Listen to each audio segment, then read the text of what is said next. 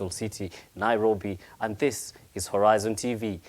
For the next 2 hours, I'll be taking you through the first segment of our show, that is the newspaper review, where we'll be discussing the matters around our country, and after that, we will have to discuss matters technology. Now, remember, for you at home, you can communicate with us through our social media handles, that is Facebook, Instagram, and Twitter at Horizontv Kenya, or you can reach us alternatively through our SMS line, that is 21951. Now, over to my guests in studio to help me with the newspaper review. I have Abdihakim Kigan from the University of Nairobi, and Bivon Magare, President of Youth Talk Africa. Good morning, gentlemen. Good morning to you. You guys are well? We're fine. All right. Yes. Shall we? Go ahead. All right. Now, let's start with the Daily Nation. And the headline reads, "Why Raila is the man to watch." While opinion is divided on whether or not the Orange Democratic Party leader should contest the presidency in 2022, pundits see him as the only formidable challenge to Deputy President William Ruto. Let's start with you, Abdihakim. Is Raila the man to challenge Deputy President William Ruto?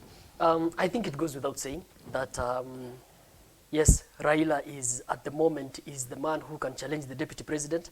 And the Deputy President, at the moment, is the man who can challenge his Right Honorable Raila Odinga. But I would have my reservations, because the President has said times without number that please let us play down the politics and focus on developments, because, you know, when Kenyans, we play too much politics, you see, and the too much politics that we play, it curtails the development that we have and the constructive arguments and conversations that we should be having as a country. So I don't really think that is the conversation that should really be out there of whether who and who will be there, because trust me, we are in 2019. The elections are in 2022. It's 3 years, if I'm not wrong. And 3 years for politics is like a century. A lot will happen. So I really don't think, I would have my reservations in terms of that kind of conversation.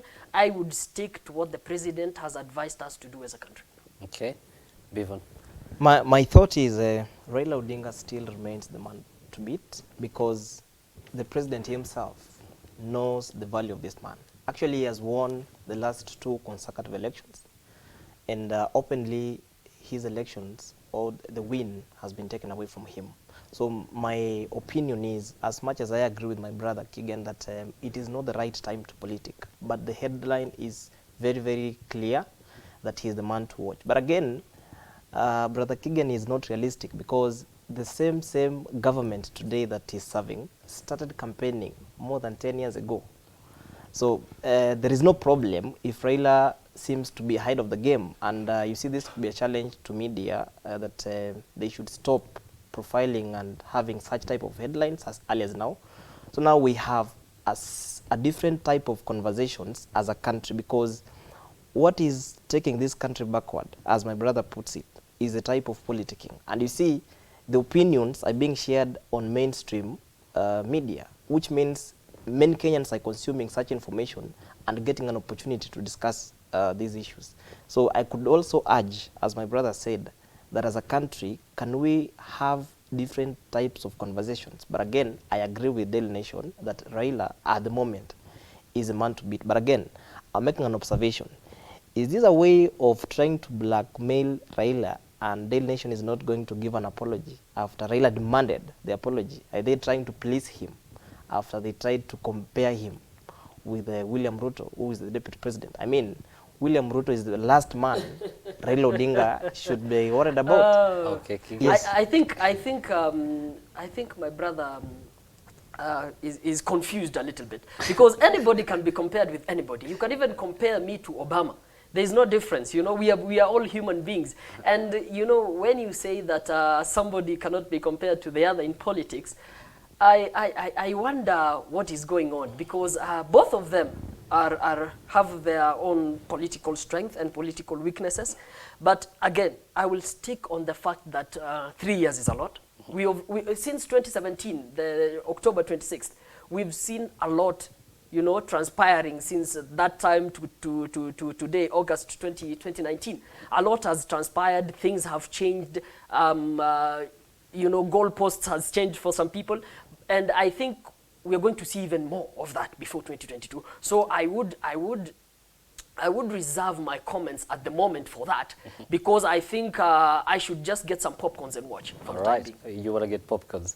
Okay, let's move away from that political story, and on the Standard, the headline reads, "How Tycoon Beat Police in Game of Wits." Now, it reads, cornered at last, he was finally arrested on his way out of court after a hearing, but that was nearly a week after Humphrey Kariuki returned home and stayed safe from a manhunt that supposedly spread beyond Kenyan borders. I mean, this guy managed to escape the police for a whole week, and he wasn't even out of the country. I mean, what does he say about our security? My thought is, as a country, again, we're losing it. I mean, we cannot go for more than a year without realizing that there is someone who is doing business within the country and he owes the government such big amount. I blame KRA officials because, one, these guys have hefty allowances, these guys drive in big cars, they have nice offices. I mean, they have everything within their reach.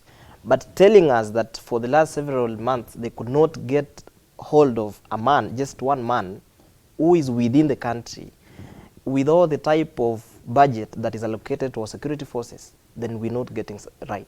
I think the government is trying to joke with the Kenyans, because as we know, there could be a top either political person or a top security person who's been bribed to make sure that this guy is not arrested.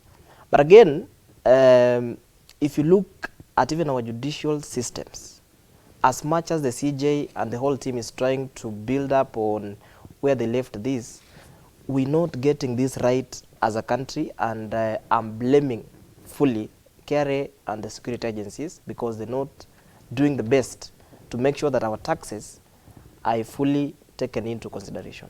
Okay. Yes. If you know, first of all, I want to appeal to my fellow Kenyans. Please, let us have the goodwill, you know, because looking at Humphrey Kariuki's case, it's been a week since he was summoned.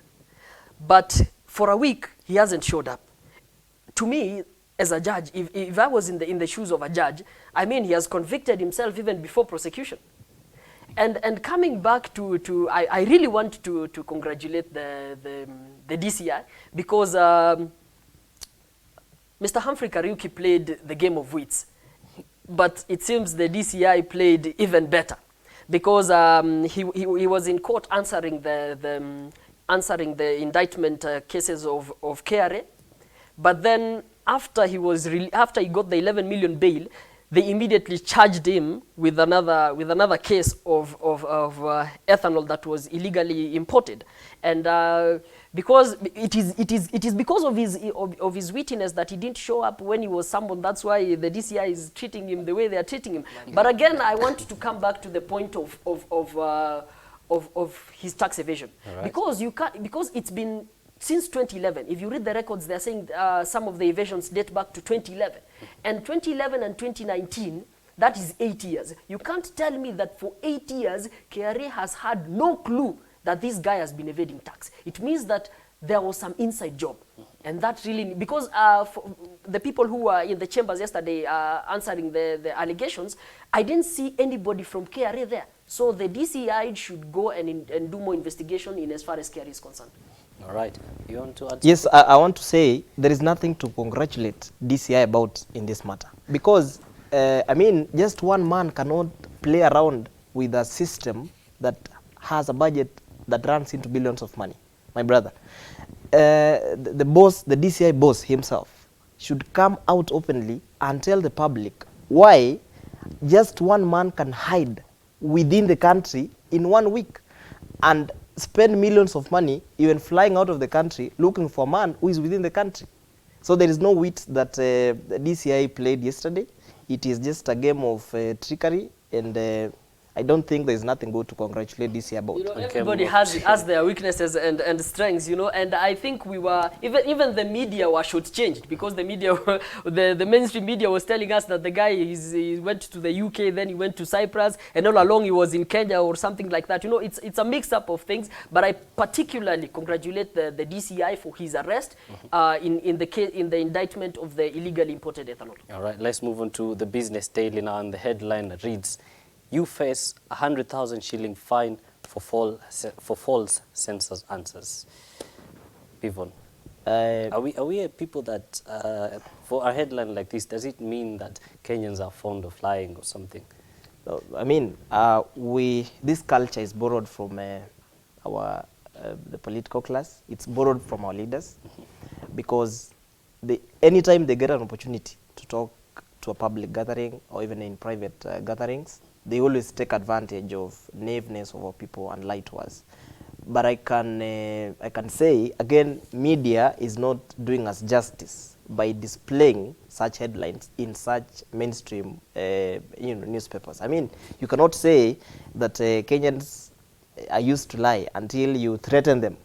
I mean, this is not fair. But again, I can tell you, if you take an example of what happened during the Huduma number registration process, many Kenyans didn't say the truth. It is because they're not even sure of where the government is taking their data, because all this long, the data that the government has not been felt. I mean, we've not seen any impact. So I can tell you for free, they can be ready to sue more than 2 million Kenyans, because most of them are not going to say the truth, because of the type of operations that the way Kenyans handle their things. So I think this headline is misleading, and it shouldn't come from such a bold newspaper. Okay, let us. Farah, for me, that comes as a joke, sort of, because, you know, why should I lie that I am a female and I'm a male? Why I come from Baringo County? Why should I say I come from Mombasa County? You know, there are some things that I don't even know why can somebody lie lie about such things? You know, for me, it's a big fat joke. It's a big joke.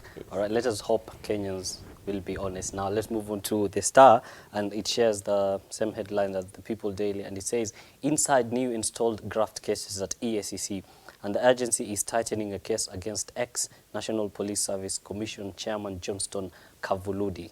Now, we've seen the EACC coming down on people. Are we heading towards the right direction, Kigen? Particularly on the police boss cases, the Office of the Auditor General a while back stated that the accounts of the bank accounts of the police chiefs were being debited monthly of allowances, and they were out of office. And the chief of police specifically, and as we know in the 2010 constitution, that post was abolished, and some time back the Auditor General flagged that money was being put in that account, and you wonder what is going on. The EACC and the DPP, in conjunction with the DCI, they are in the mood allows them, the president has set up a mood for them to fight corruption, really. And corruption is not just fought by those institutions, it's fought even by the people at the grassroots with the goodwill they have. But the thing that I would really stress upon is the time that the cases take. Because sometimes you find these economic crimes, like Goldenberg was strolling up to 2010, and it's something that happened in the 90s. You know, such cases we should focus on the time that we work on those cases, because even in Punguza Mzigo, Dr. Ekuru Okoth proposes that these cases should be dealt in within a month. So specifically, that should really be worked on. Okay, Bivon, I'll take your comment after this. We're going to take a quick short break, but when we come back, get this headline from Taifa Leo. Raila kupimwa makali tena. Stay tuned for that. This is the Sabah Show.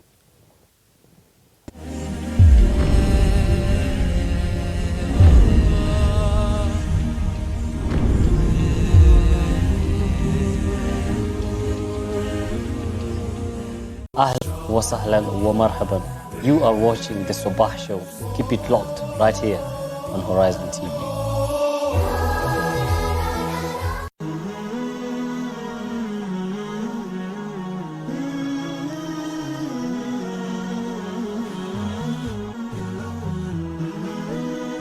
Horizon TV, the beacon for the nation. Wake up to exciting mornings every day. Active Jumatatu with Muhammad Obura. Tech Tuesday with Yusuf Farah. 800 million jobs will be lost to artificial intelligence. Wednesday, the special edition Business Chat with Ibtisam Jamal. All about your health on Healthy Thursday with Mariam Mwacharo. Aisha Khan with thorny pertinent issues every Friday on the round table. Fresh discussions, direct probe in Sabah Show, only on Horizon TV. Assalamu alaikum wa rahmatullahi wa barakatuh. Chilea utapata mwana si wako. Kwa majina ni Muhammad Obura na hii ni Sabah Show. Assalamu alaikum. Kwa jina nilobarikiwa nalo ni Ibtisam Jamal. Ungana nami katika Sabah Show, only on Horizon TV.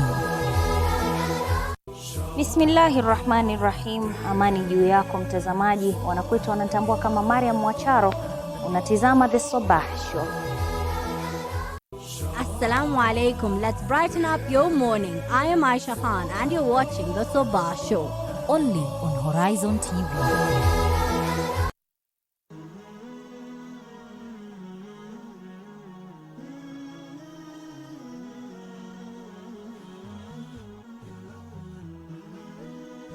Horizon TV, the beacon for the nation.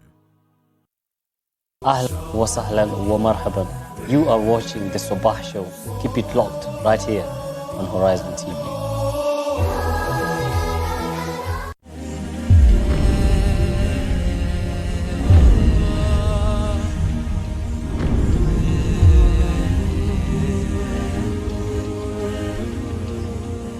Ahlan wa sahlan wa marhaban. Welcome back to the Sabah Show with me, your host Yusuf Farah. We're still on the newspaper review, and before we went to the break, we were discussing this graft case. And Bivon, you want to give me your opinion on this?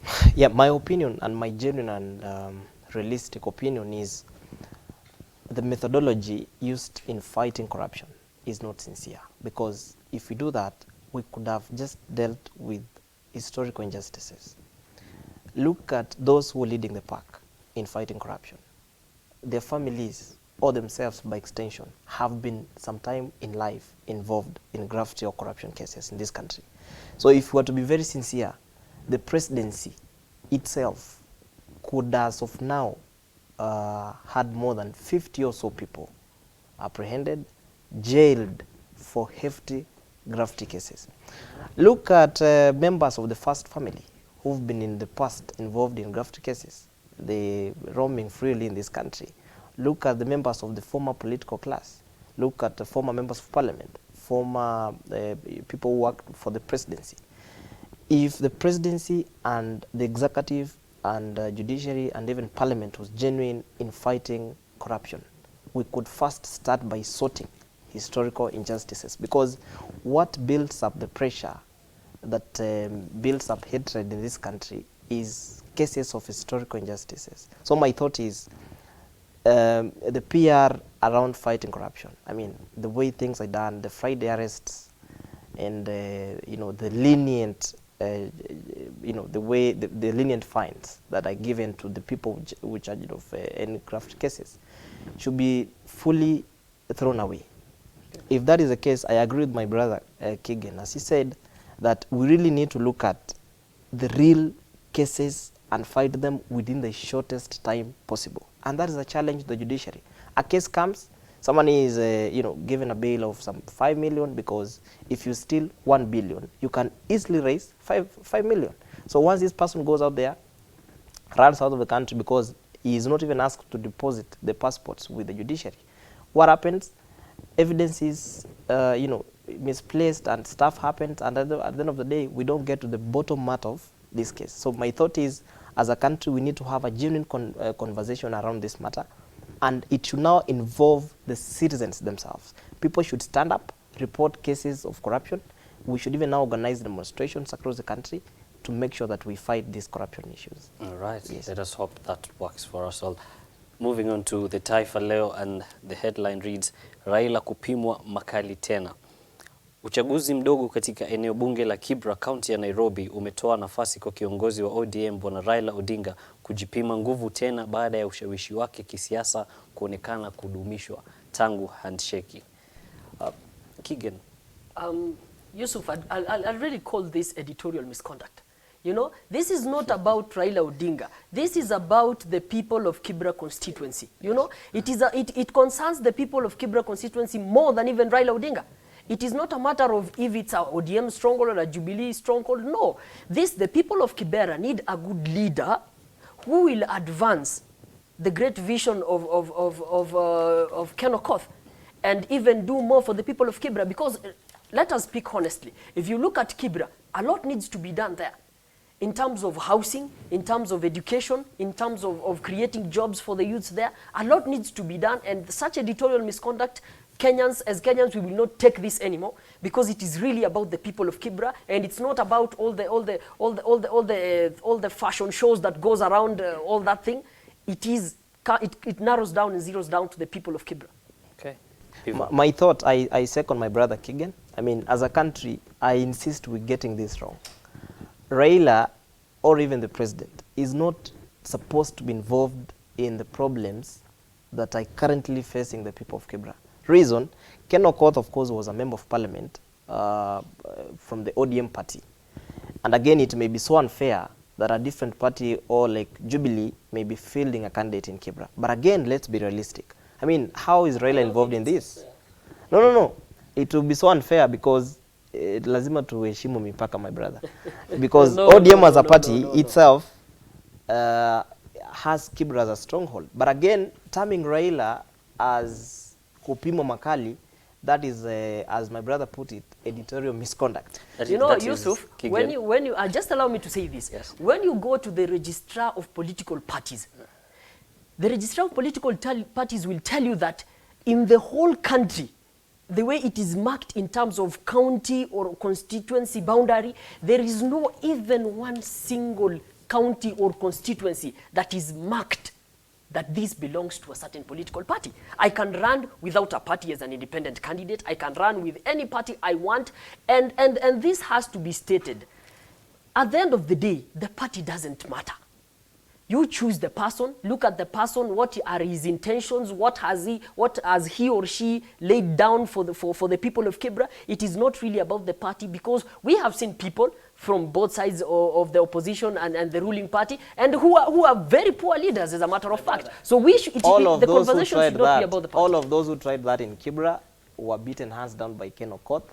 Because Ken Okoth was a good leader. It is going to happen again. Let us move on from that story. That's something that we can discuss for a whole day. And let's move to in-depth stories now, and we'll start with the Daily Nation, page 3, and it reads, Hero KDF serviceman who lost his limbs in Somalia soldiers on. And 2 years after the raid, Wekoba is keen not to let the drawback slam brakes on his ambition. Now, this guy was in Somalia serving his country, and he's lost his limbs, and we're seeing him soldiering on. I mean, this is definitely something that is an inspiration. I read the story, and I feel such people should be really be appreciated. Yeah.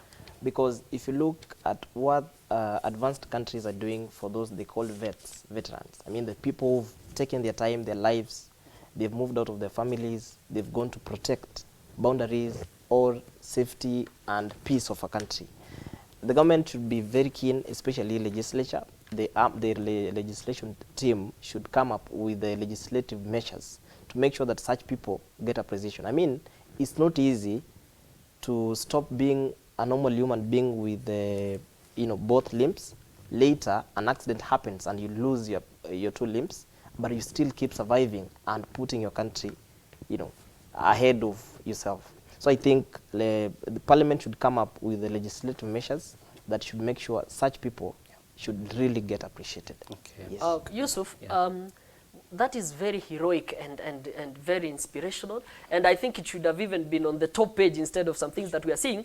But this is an indication to me that we are making more steps, and we should do in as much as there is still a lot to be done in terms of PTSD, the post-traumatic disorder in our soldiers, because their experiences are brutal, while fighting the enemy, and sometimes it gets into their heads, and the trauma that they have, it really takes a hit on them. And I believe that the Kenya Army, in conjunction with the medical officer, the psychologists, are really doing some big work, because it is something that really needs to be looked at. Okay, now let's move on to the Daily Nation, page 10, and restoring rivers lost glory. No walk in the park, but it can be done. This is the Nairobi River that is being restored. I mean, is this a good step or what, Bevan? It is a good step. I saw, I mean, it's not only on Nairobi River. With a series of rivers across the country that are in a mess because of just human intentional pollution.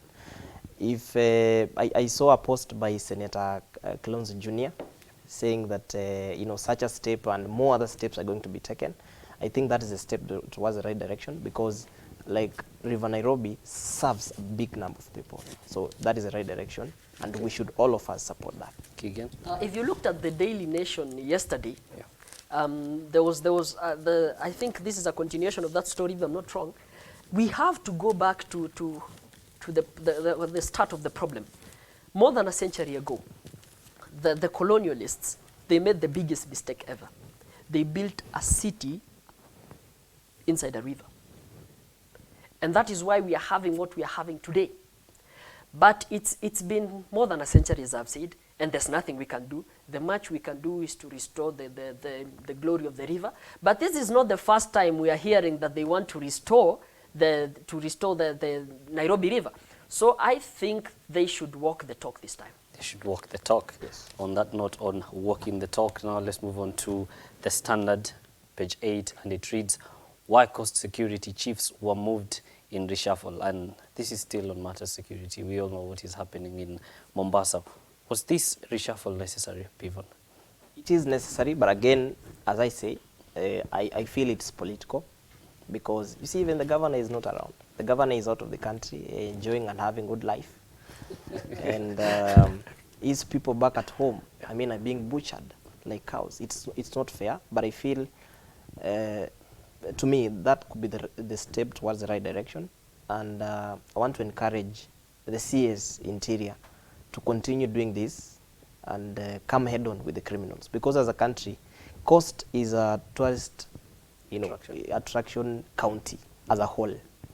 And I mean, counties, the counties that make the coast have so many tourists coming year in, year out. And the higher the crime rates, the low the number of tourists who fly into the country, and the low the income to the government. So I believe the chief's reshuffle is going to change the story and make it better. Okay, Keegan, allow me to tackle you with this headline on page 10 of the Standard, and it reads, UN unit hints population now at 43 million to hit 54 million next year.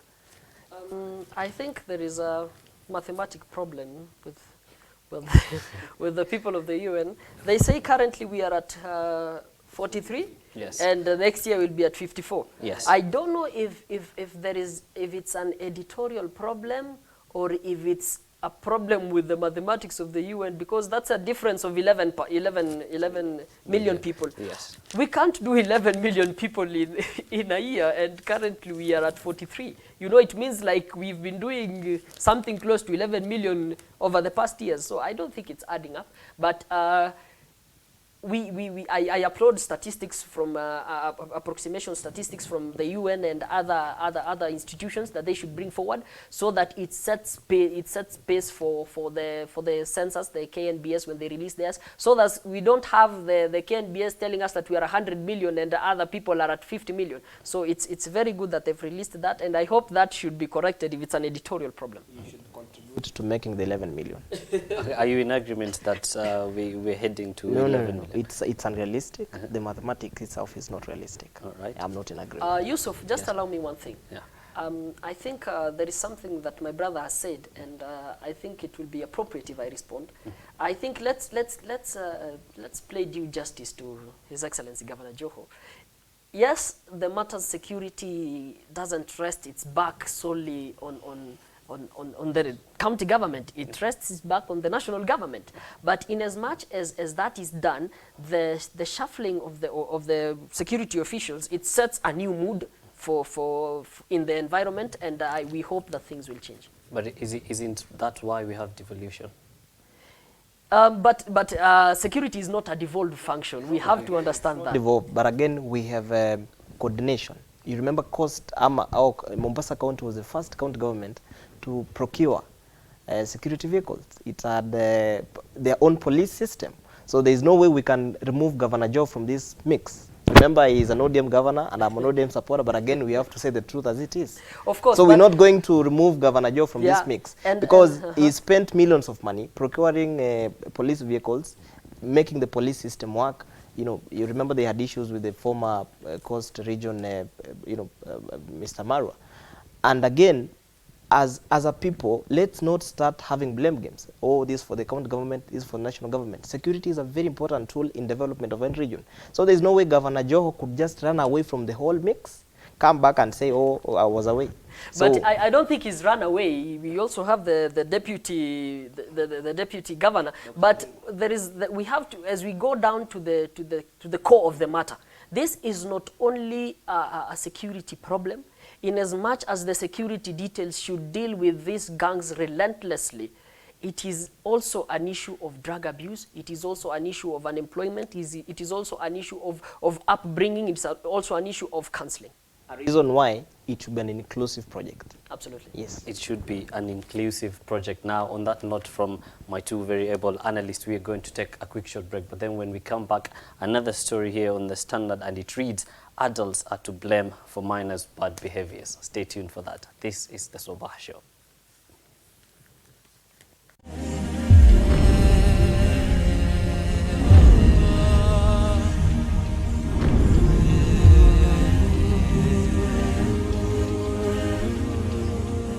Ahlan wa sahlan wa marhaban.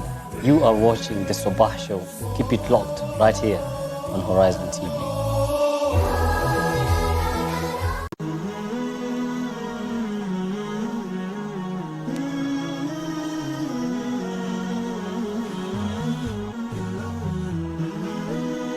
Horizon TV, the beacon for the nation. On the next episode, ndipo siku ya kiyama moja kwa moja ikaitwa yaumut talaq, siku ya kukutana. Kwa nini? Liannahu yaltaqi fihi alkhalq walkhaliq, viumbe watakutana na muumba, kama alivyosema Qatada na Muqatil. Mwenyezi Mungu Subhanahu wa Ta'ala katika Qur'ani yasema, rafi'ud darajati dhul arshi. Rafi'ud darajat, yeye ndiye mwenye vyeo vya juu kabisa, tena mwenyezi. Yulqi ruha min amrihi ala man yasha'u min ibadihi, hupeleka wahi wa amri yake kwa amtakaye katika waja wake. Liyundhira yawmat talaq, ili aonye siku ya kukutana naye.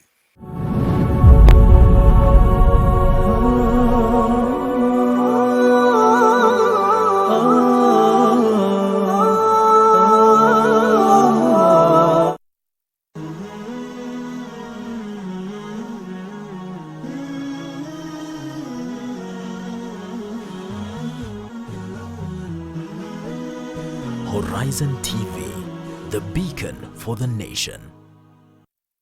Ahlan wa sahlan wa marhaban. You are watching the Sabah Show. Keep it locked right here on Horizon TV.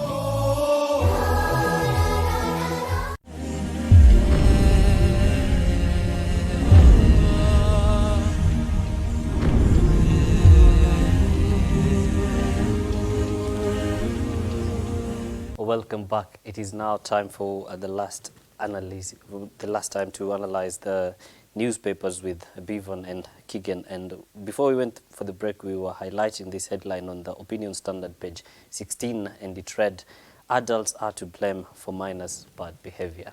Keegan, are we losing people to look up to in terms of adults? You know, there has been a paradigm shift in terms of parenting. You know, the parenting that was done to my parents is different from the one that goes on with me and the one that will come with my child. And in as much as there is influence of peer influence, that is for that matter, I want to state this, that a generation is a production of its previous generation. So what we see in our kids, trust me, 80% is what they've picked up from their parents, and 20% is the peer influence. So in that statement, I would agree with it, and it takes us back to the issue of parenting, you know. And parenting today has changed. It's not about beating your kid. It's more or less having a conversation with your kids about certain things. There are certain things that kids don't talk about with their parents, you know, like things like pornography. You know, you have to tell your child that when he or she comes of age, that you will meet, you might come across such dirty things, because you're not with your kid for 24 hours. You know, you'll tell your kid that you might come across such things. They are very bad. Please avoid them. These are the negative effects of them. You know, we should talk about drugs with our children. We should tell them you might come across such things. Please avoid them. These are the this and this. Because if you don't tell them, they would have a sense of direction when they meet them. Okay, I don't agree with Keegan that 20% is only what we get from peer influence, that 80% is what we get from our parents. That is wrong, because if you look at the current generation and the systematic operations of daily activities of a family, a basic family setup involves parents waking up in the morning, preparing the kids for school. And the only time they'll spend together is sometime after 4 p.m. when parents come home at 6, you know, and leave at 6 in the morning. So if you attribute 80% to parents, that statement, Keegan, is not right. 20% or 30% is what we can give to our parents. 80% is now what we get out here. Because if you look at even what they're calling street anthems, I mean the songs that hit and the influence that they have to the immediate generation that listens to them, the parents don't know about these things. They even they're shocked, because they dress up their children for church on Saturday, on Sunday. After church, they agree you can go out and play, but what these kids go out and play is different. So I don't agree that our generation is made of what our immediate former generation was. I believe it could be a possible continuation of what was happening, because of late, or at this stage, we have use of technology, which our parents didn't have a chance to utilize fully. But again, everyone is fighting to take his or her kid to a school that provides computer course, that provides internet, where kids are allowed to go to school with phones. I mean, so 80 or 70% of what our kids are going through is now what the public or the world is giving them. 30% is what the parents or their mentors are giving them. Number two, if you look at the mentors could be possible popular people. But how do people get popular? Either being rich by selling drugs, or getting into politics, or doing music. You know, at the end of the day, the kids look up to someone, and you try to convince them that is not the right direction. They tell you, Daddy, this guy drives a nice car, he dresses nicely, he has a good home. So at the end of the day, as a people, we're losing the moral values, not necessarily because our parents don't care, but because the immediate people around our children don't care. Because right now, the things I know, I didn't get them from my parents. He only facilitated by taking me to school, giving me an opportunity to go explore. So we have to really, as a country, even I don't still agree with the current system of education, which they call CBC. Because again, the parents who sired these kids are not getting an opportunity to have time with their children. Holiday is too short, around a month. But again, parents must go out to work. They must come late in the evening, and children are left with nannies and DMs and the things that I shown on TV during the day. I know this, so we have a problem all around. Just allow me to say this, you cannot rule out that there's some involuntary things that you do that you picked up from your home. But again, it would be foolish of me not to agree with my brother. I use this example. Before, the parents who used to be players, with the kids, then they moved on to be referees. Then today, the parents are just fans. They're just observing what's happening. They are not involved in the life of their kids. Because even look at Wakali Wao and Wakali Kwanza, these gangs in Mombasa. Parents don't even know. Do parents really question where the source of income of the money that their children are spending? Do they care about, are they really concerned about the kind of group that the kids rolls around with? So the parents should get involved in the parenting. What security agencies, when they see change of behavior. Things to get better. Moving on to the Star, page 14, and Keegan, I'm looking for your opinion on this. Debts took a third of July revenue. Out of 107.4 billion collected by the KRA, government spent 33.7 billion to pay debts. This comes back to the whole economic issue. Now, that is one of the explanations why we are undergoing an abnormal recession. You know, where we are having 2,000 jobs that will be lost, you know, in the coming month.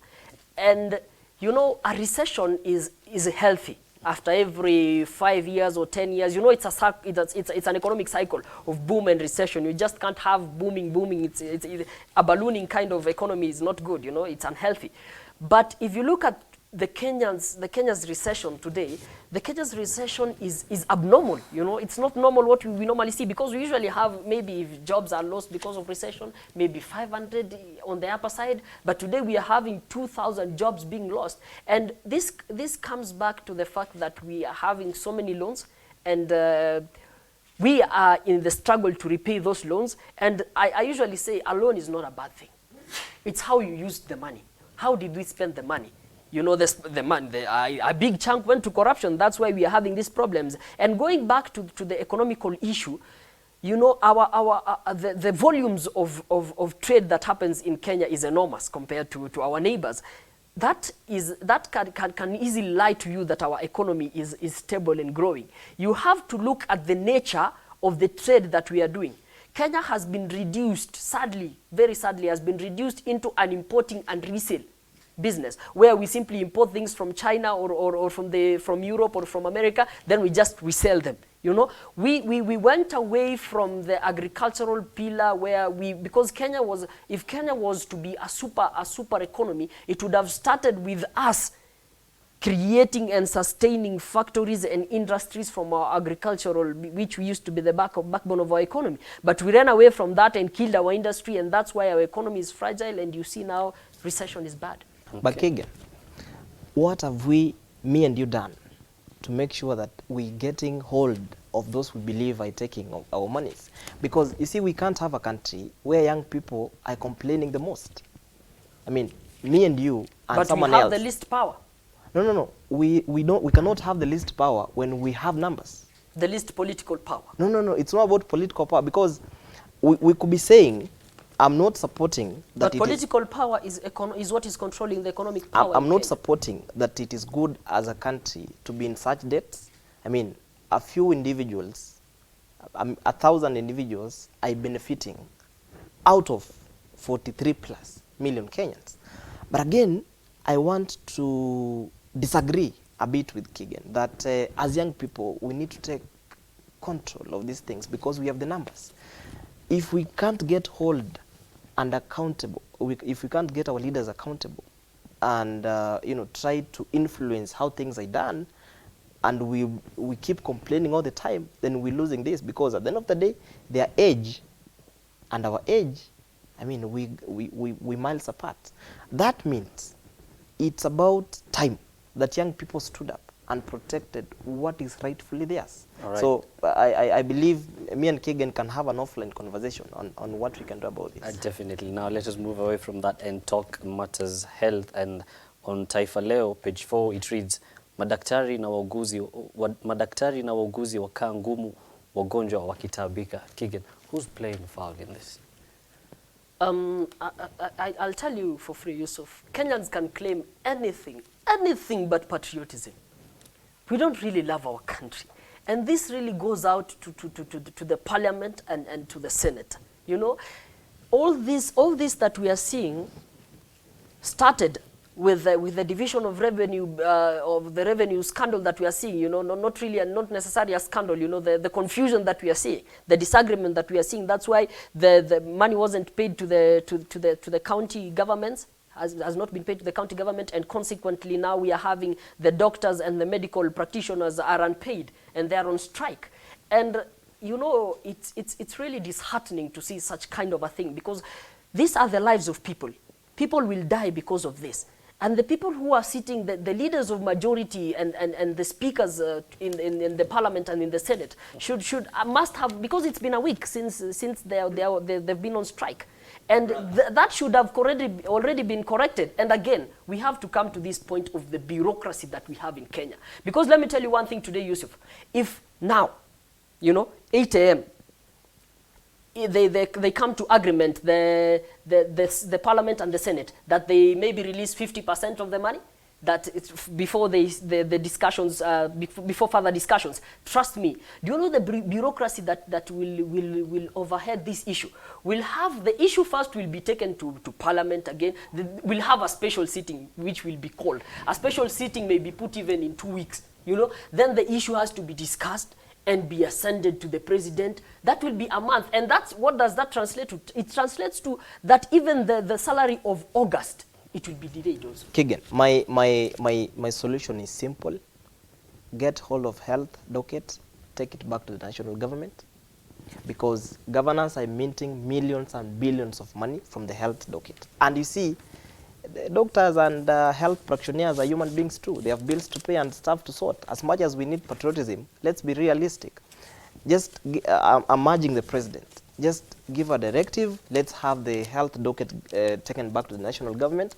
The county governments can always develop, you know, dispensaries and small healthcare units, because they've been allowed a big chunk, over 30% of the Kenyan budget.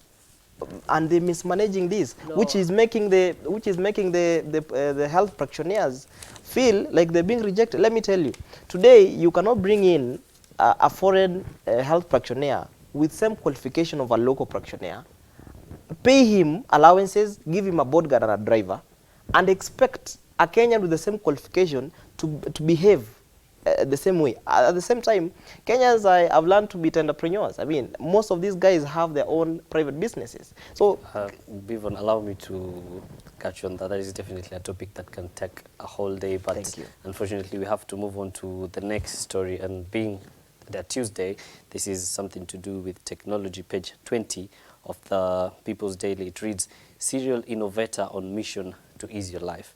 Now, he has 4 inventions to his name: a profound public speaker, an author, and a marine engineer. For this guy, Simon Kupalia, the sky is the limit. I mean, are these the kind of people we need to look up to?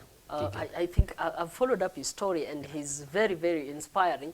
And this is a message I want to appeal to my fellow youths. You know, the technological space is our space, if people haven't noticed that. Our seniors are not well versed in that space. And even if you've been in that business, for somebody who's been in that business, he'll tell you that for a senior, when he wants something done in the technological space, he just tells you, Farah, just do your thing, then bill me, okay? He doesn't want to get concerned about it so much. So it's our space because we don't have much, you know, influence and the seniors setting a ceiling for us. So it's a space that we should really go in, you know, developing apps to solve solutions in our societies, wherever we are, at whatever level. So it is very inspiring, and I think we should follow suit. Okay, Bevan. I urge every other young man and woman out there to take up the space. As my brother puts it, it's our time. And we can always create our own sets of employment. And I believe that is why this show is giving opportunity to those young men and women out there who are trying to do something, at least to ease how life goes on. So me, I want to encourage every other person that we can always tap in this space and even create opportunities for our own selves. Okay, all yes, right. It is the right direction to go. Thank you very much, guys, for coming. That has been a very informative and heated debate on the newspaper headlines and on that digital story that we should look up to. It now closes the newspaper review today, and we're going to come back after this with Tech Tuesday. Don't go too far. My name is Yusuf Farah, and you're watching Horizon TV.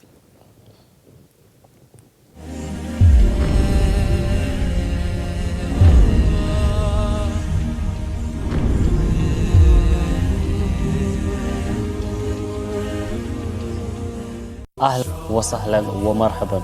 You are watching the Sabah Show. Keep it locked right here on Horizon TV.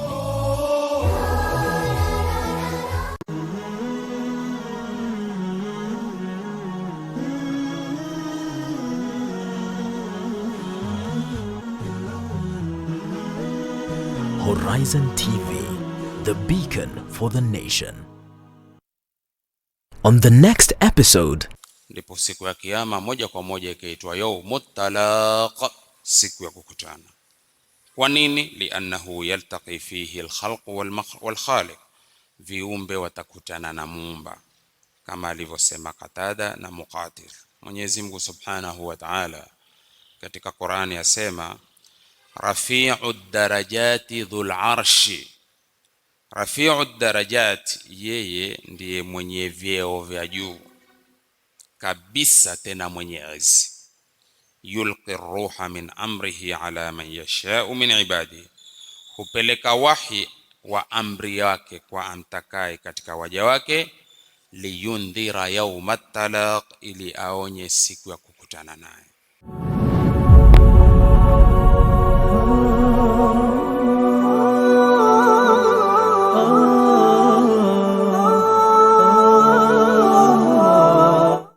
Wake up to exciting mornings every day.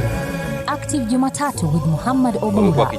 Take Tuesday with Yusuf Farah. 800 million jobs will be lost to artificial intelligence. Wednesday, the special edition Business Chat with Ibtisam Jamal. All about your health on Healthy Thursday with Mariam Mwacharo, Aisha Khan with thorny pertinent issues every Friday on the round table. Fresh discussions, direct probe in Sabah Show, only on Horizon TV. Assalamu alaikum wa rahmatullahi wa barakatuh. Chilea utapata mwana si wako. Kwa majina ni Muhammad Obura na hii ni Sabah Show. Assalamu alaikum. Kwa jina nilobarikiwa nalo ni Ibtisam Jamal. Ungana nami katika Sabah Show, only on Horizon TV. Bismillahirrahmanirrahim. Amani juu yako mtazamaji. Wanakuita wanatambua kama Mariam Mwacharo. Unatizama The Sabah Show. Assalamu alaikum. Let's brighten up your morning. I am Aisha Khan and you're watching the Sabah Show, only on Horizon TV. On the next episode, I love to pray. I worship Allah. I love Allah. I was more happier when I followed the Prophet's Sunnah. Allah had my back when no one did, so I pleased Him by trying to resist what He forbade. We all love Allah. He gave us the sun and the moon and the stars. Pray Salah, pray 5 times a day. These are the pillars of Islam. Pray 5 times a day. Betty Butter bought some butter, but the butter was bitter.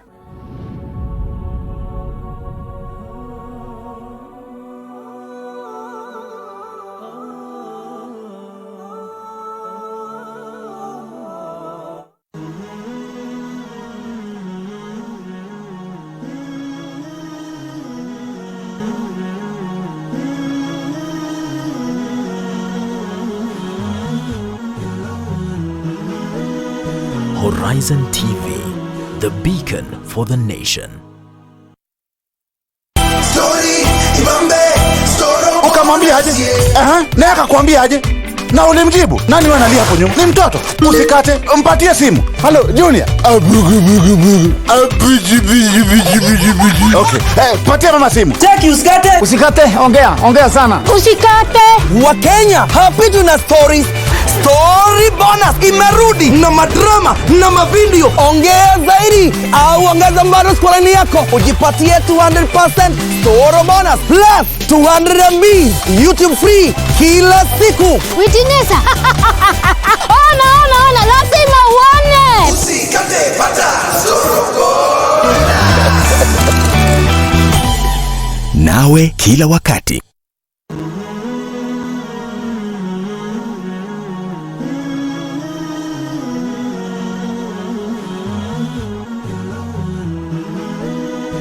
Horizon TV, the beacon for the nation. Kiumbe dhaifu lakini jasiri. Alitunukiwa sura nzima, sura inayompa daraja yake inavyostahiki. Sharti ajigambe. Naam, na pepo ipo chini ya nyayo zake. Mpamba nyumba na nyoyo za wapendwa wake. anayebeba majukumu yake pasina kupinga. Mtazamaji, je, unamfahamu anayezungumziwa? Bila ya kusahau hadhi yake na haki zake. Ungana nami Rahma Swaleh na Sheikh Juma Amir tukuelimishe na kukupa mwelekeo katika maisha ya ndoa kwenye kipindi Dira ya Mwanamke, kila Jumamosi na Jumapili saa 2 usiku majira ya Afrika Mashariki ndani ya Horizon TV.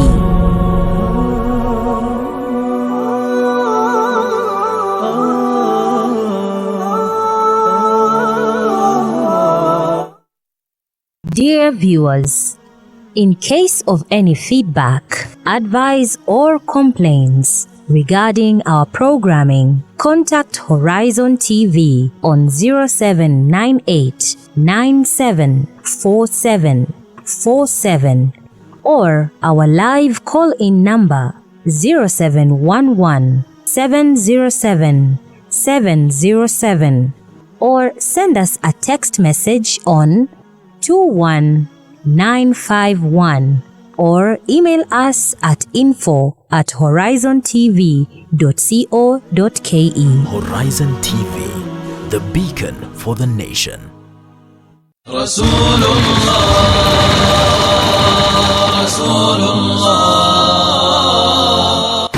Akawa Abdul Muttalib ampenda sana Mtume sallam hata kushinda watoto wake. Na Abdul Muttalib Mtume Muhammad sallam alikuwa ni mjukuu wake. Abu Talib na babake Mtume sallam dimba ndugu, tumbo moja, mama moja, baba moja. Baada ya miaka miwili Abdul Muttalib kufa, alipofika miaka 10 wakaamua kufunga safari kwenda Sham kwenda kufanya biashara. Faqala rahib, huyu mtoto akifika akionekana dola ya Rum watamuua. Akaamua kurudi kuweza kuishi katika mji wa Makka kwa mara nyingine.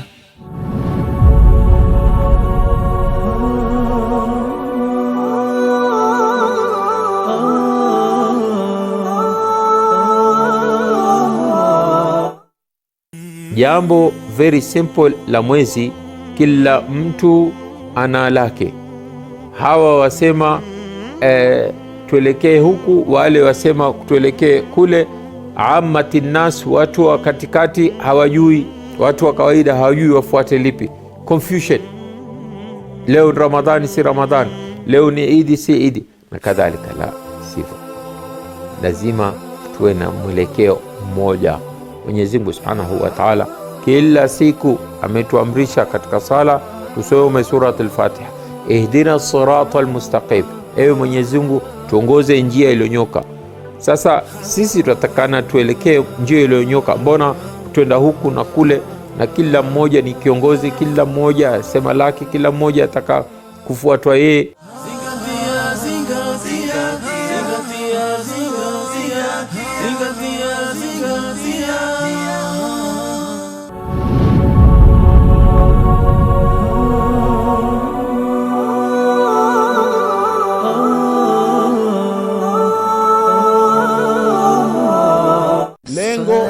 kuwazungumzia wale ambao Allah subhanahu wa ta'ala amewachagua kuwaongoza walimwengu, ni ili sisi pia tufaidike kwa mazingatio na masomo. Je, idadi ya manabii wa Allah ni ngapi? Miongoni mwa hao manabii 315 peke yake ndio ambao walikuwa ni mitume. Allah subhanahu wa ta'ala ametaja manabii na mitume 25 kwa nini? Peace be upon them.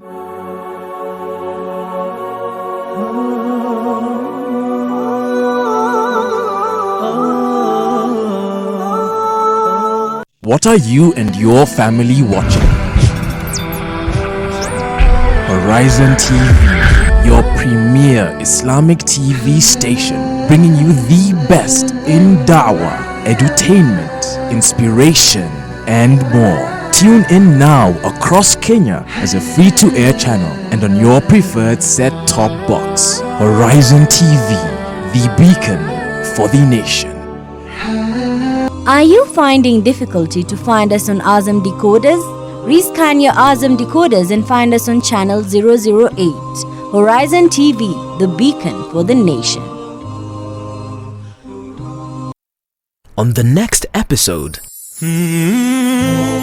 baadhi yetu kwenda kule haji, ama mtu anaenda haji, wakati ule badala ya kunyanyua mikono kumlilia Mwenyezi Mungu Subhanahu wa Ta'ala,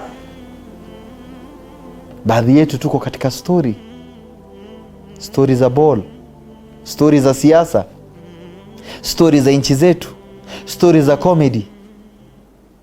Inna lillahi wa inna ilaihi raji'un. Ama wengine wanaenda na simu pale, yuko katika Arafa, ni maselfie anapiga akitumia watu katika nchi zao. Wallahi ni mafadhaiko makubwa, ni masikitiko makubwa. Watu wanakuja wanafanya baadhi ya vituko ambazo kwamba si nzuri. Mtu anakuja katika uwanja wa Eid na t-shirt kina picha la Kidube, picha ya Bob Marley. Watu wanakuja kumtukuza Allah, wao wanakuja na miji picha ya Bob Marley, picha ya Cristiano.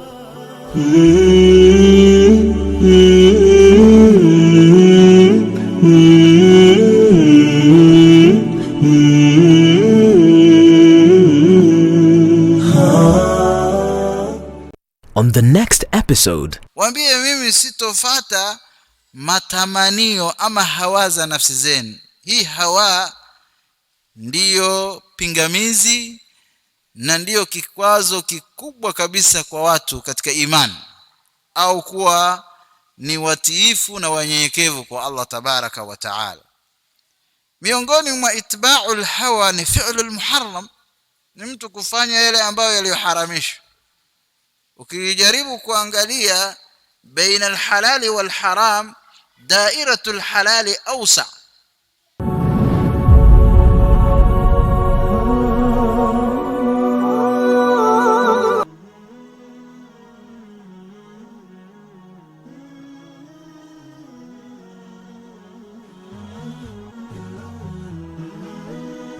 Horizon TV, the beacon for the nation.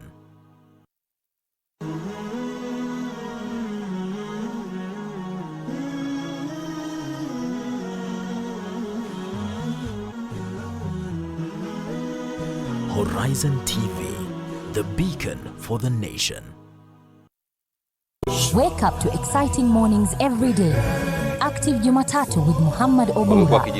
Take Tuesday with Yusuf Farah. 800 million jobs will be lost to artificial intelligence. Wednesday, the special edition Business Chat with Ibtisam Jamal. All about your health on Healthy Thursday with Mariam Mwacharo. Aisha Khan with thorny pertinent issues every Friday on the round table. Fresh discussions, direct probe in Sabah Show, only on Horizon TV. Ahlan wa sahlan wa marhaban. You are watching the Sabah Show. Keep it locked right here on Horizon TV.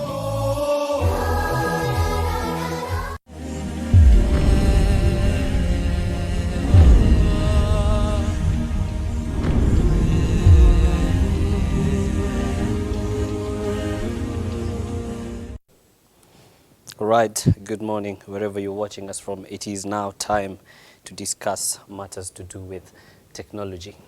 Now, long-term investment in solar energy can provide clean, green and renewable sources for electricity for all our country. And when there is enough supply of solar energy, it is basically called a good day. But how much do you know about solar energy?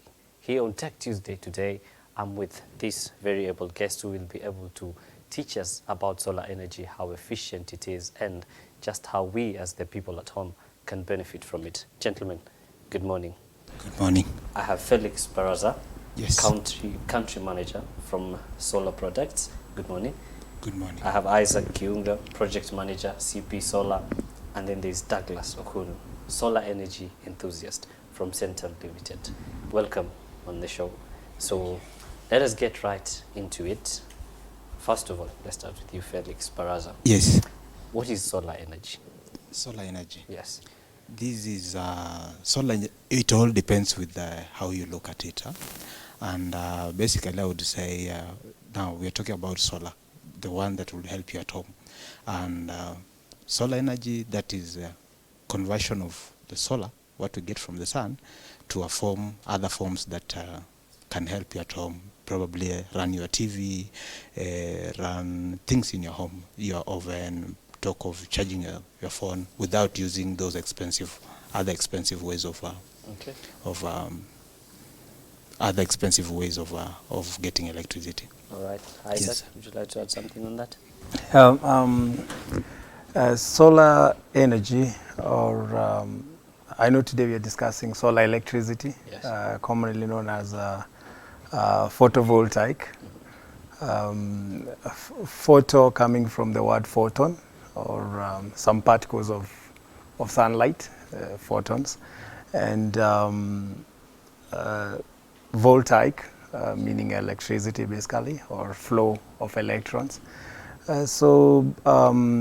How solar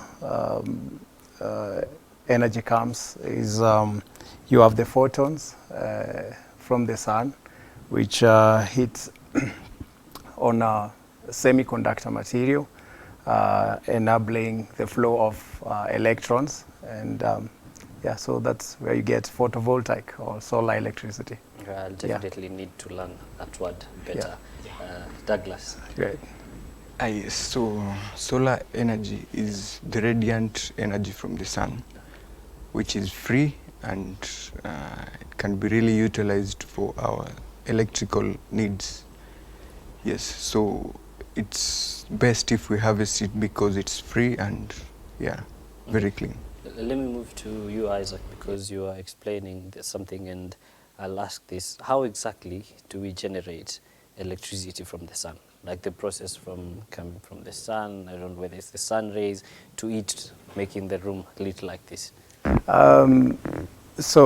Just as I explained, the sun has sunlight, and that sunlight has particles that are called photons. These photons,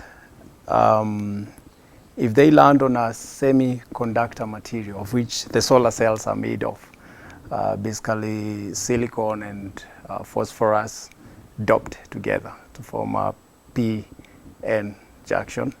So when it lands on that, it makes it's more like makes an electron come from the atom. And once that electron comes from the atom, then it flows. And when it flows, when any electron flows, that's electricity. It's current, it forms current. Felix, how much electricity can one generate from the sun? A huge amount of electricity, if I could say. It's researched, and if I could say, if you know the Sahara Desert, if we were able to lay panels on Sahara Desert, only half of Sahara Desert, it is able to supply electricity for the whole planet. Wow. Yeah. So we can really harvest a lot. It's normally stated like 1 square meter.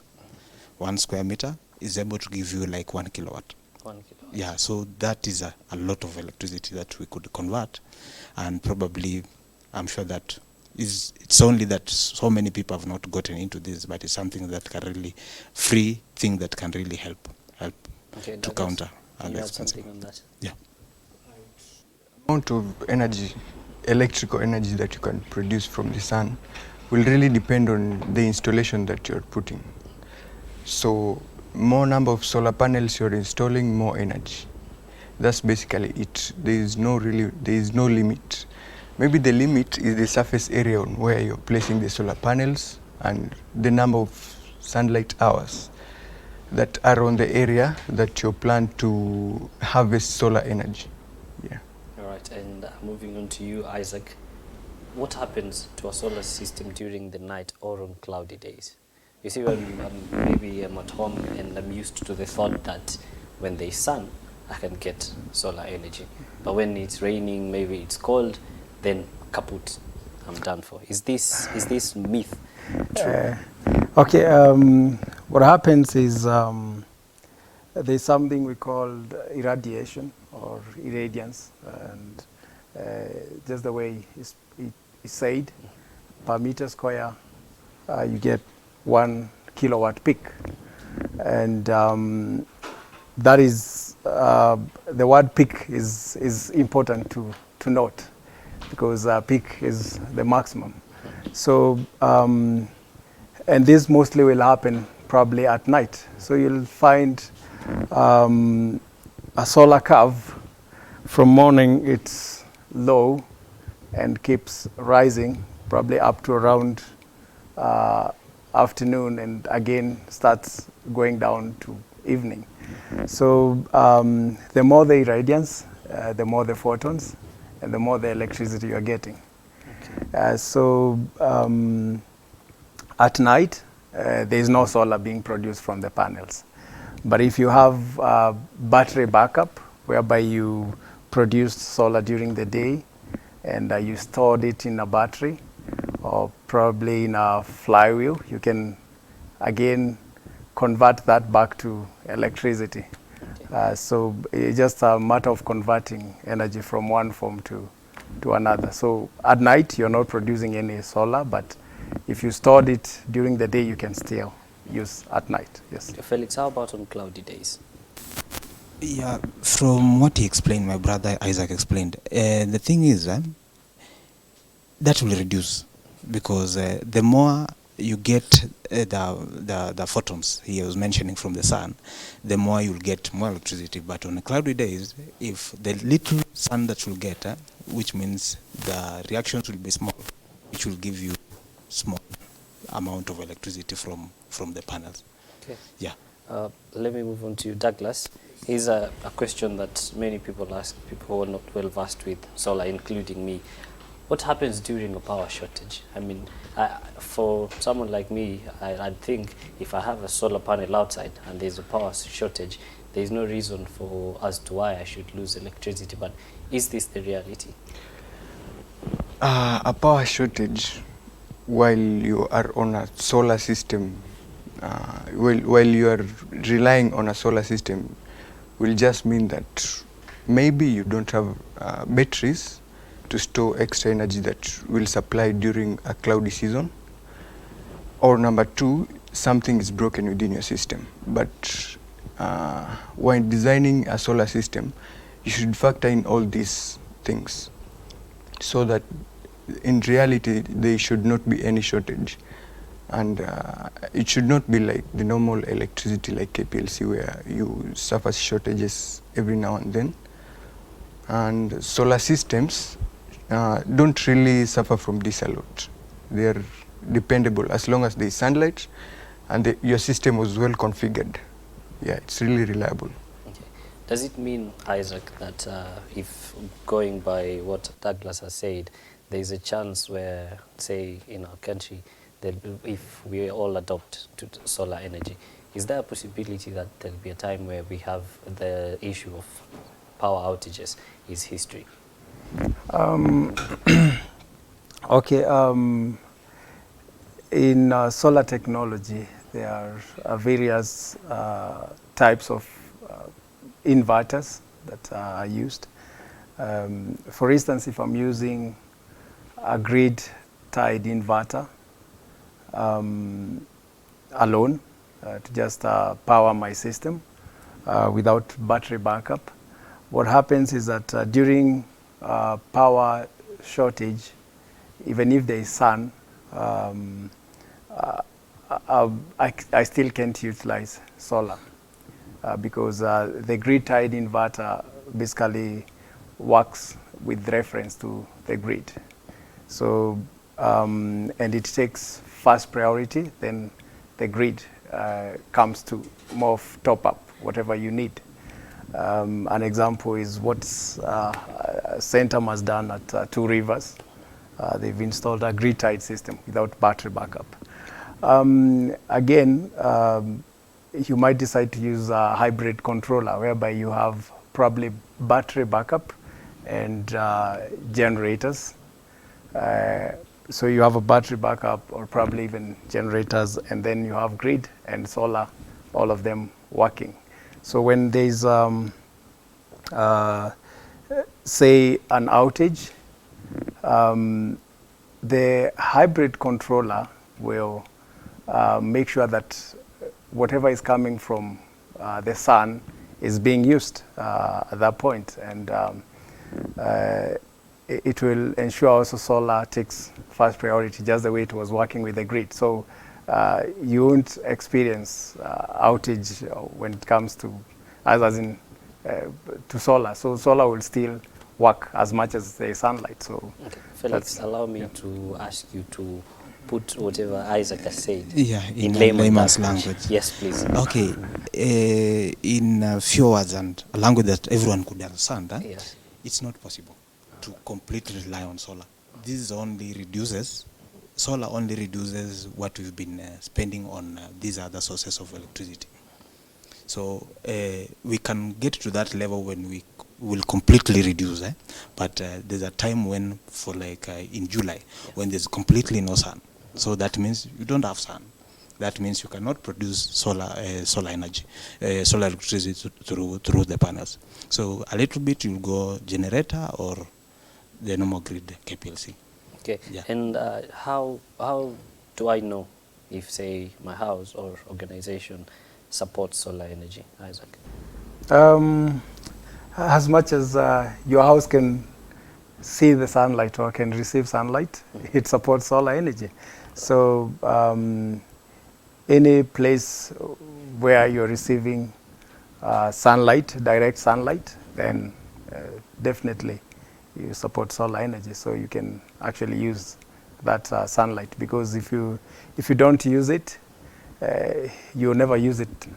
Whatever is past it, it's gone. Yeah. So I would better use it today rather than tomorrow. Yeah. So if I don't use for today, it will never be stored anywhere. So that is just past. Yeah. So. Okay. Baraza, you wanted to add something? No. Basically, okay. From what you were explaining, can you repeat that? Like, how do I know if, say, my house or organization supports solar energy? Yeah, that is very direct. We all depending on the sun. Okay. Yeah, so if you get out of your house and you see sun, that means you can support solar, be it for your domestic use or commercial use. Yeah. Okay, so you've heard them and they said, so long as you can see the sun, you can use solar energy. That is something very educative. On that note, we'll take a quick short break, but when we get back, we will learn more on solar energy. This is Tech Tuesday. Don't go away.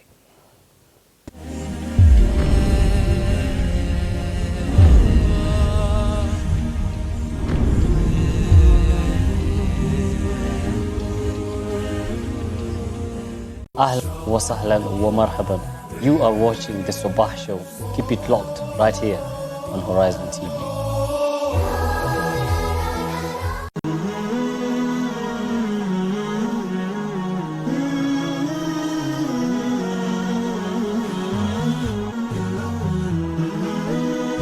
Horizon TV, the beacon for the nation. On the next episode, a house wherein Surah Al-Baqarah is recited, لا يدخله الشيطان. Shaitan will never enter that house. So if you recite Surah Al-Baqarah in your house, in your home, you are protecting yourself from Satan, from Shaitan.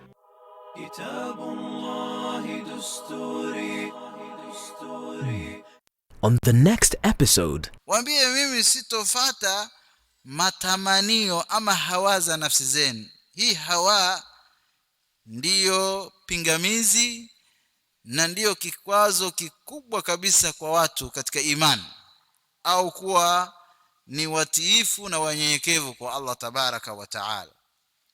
Miongoni mwa itba'ul hawa ni fi'lul muharram, ni mtu kufanya yale ambayo yaliyoharamishwa. Ukijaribu kuangalia baina alhalali wal haram, dairatul halali awsa.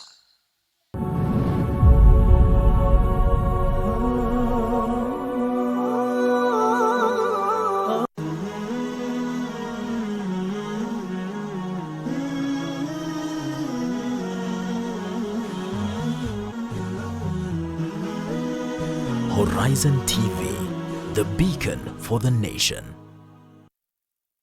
On the next episode, ndipo siku ya kiyama moja kwa moja ikaitwa yaumut talaq, siku ya kukutana.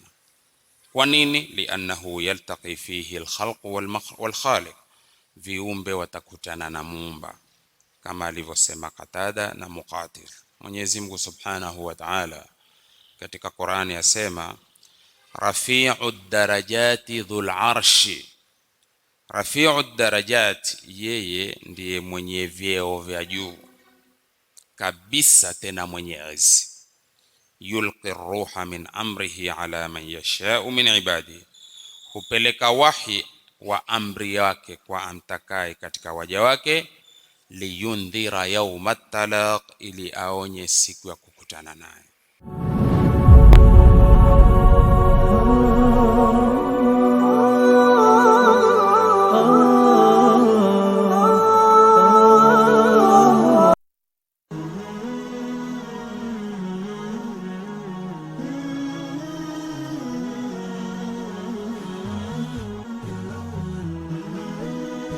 Horizon TV, the beacon for the nation. Ahlan wa sahlan wa marhaban. You are watching the Sabah Show. Keep it locked right here on Horizon TV.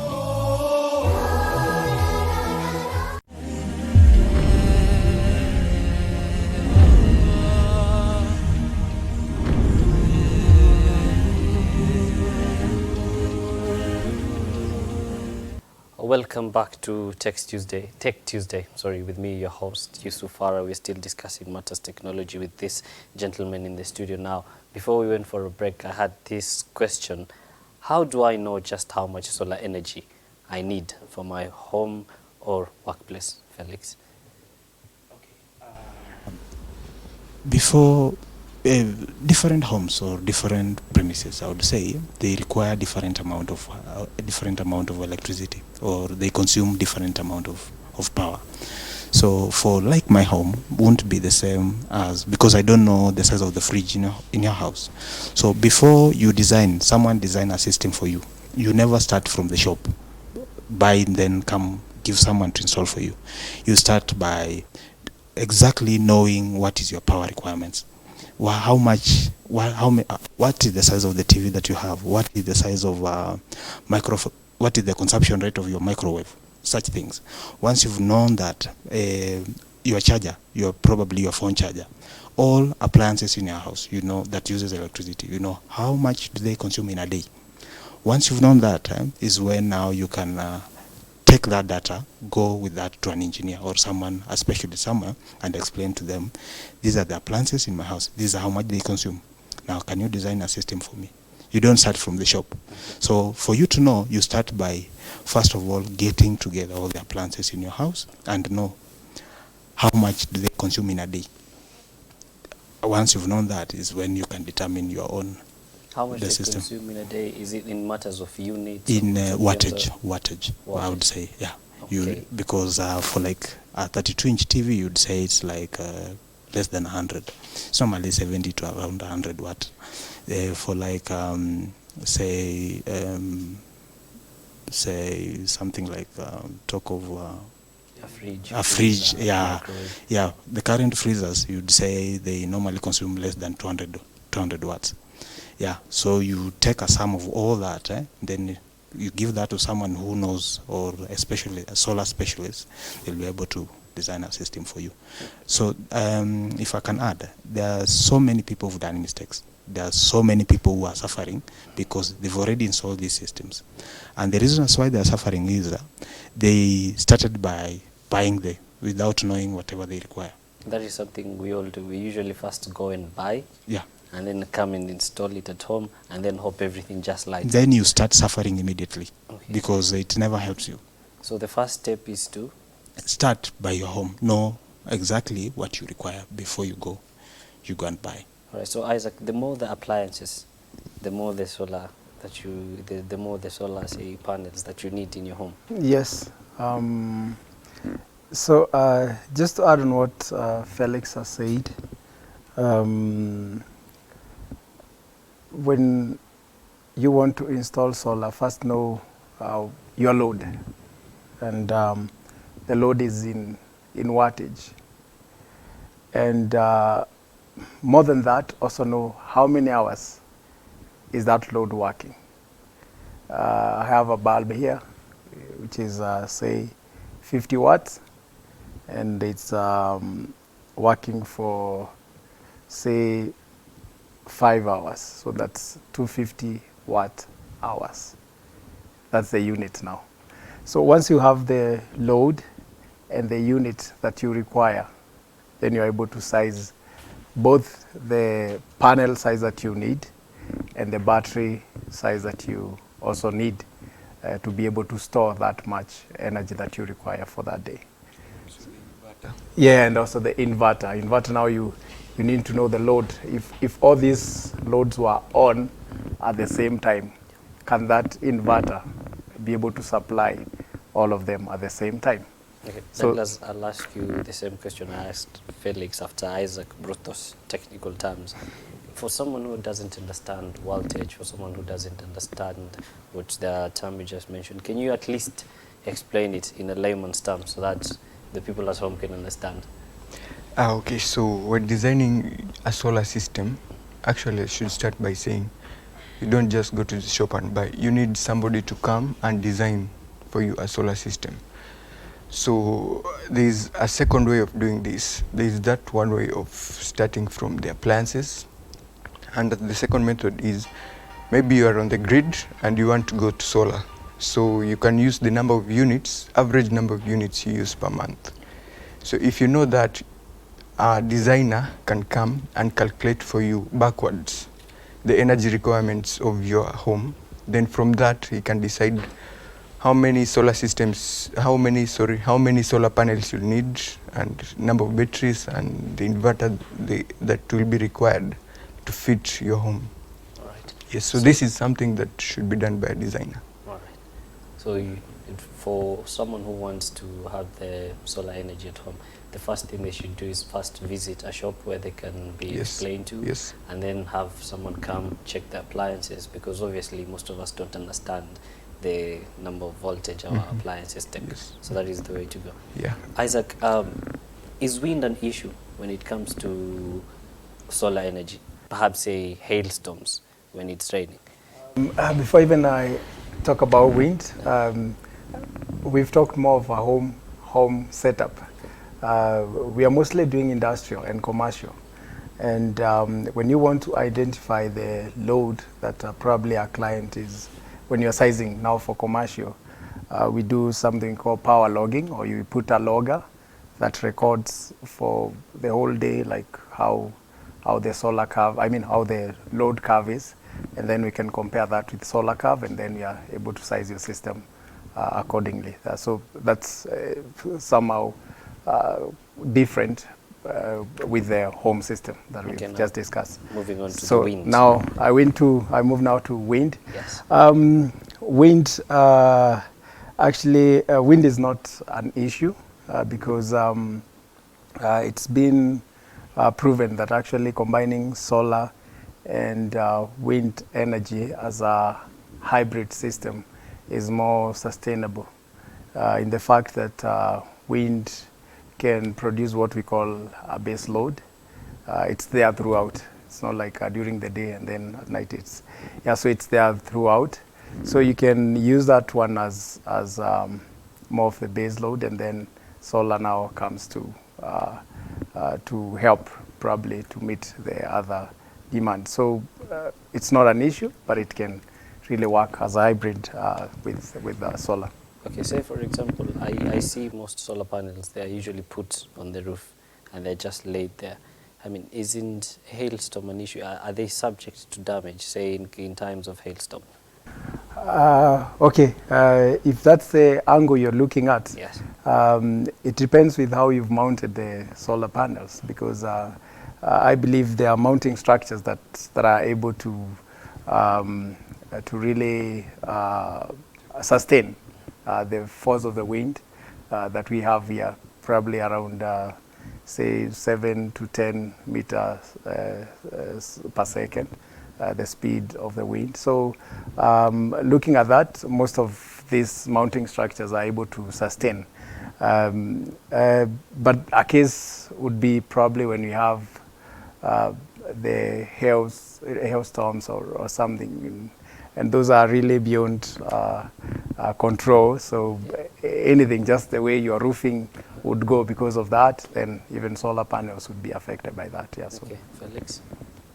Okay, if I may add to what Isaac have said, in this country, I've not witnessed where we do have a hailstorm or wind to an extent that will cause a lot of distractions.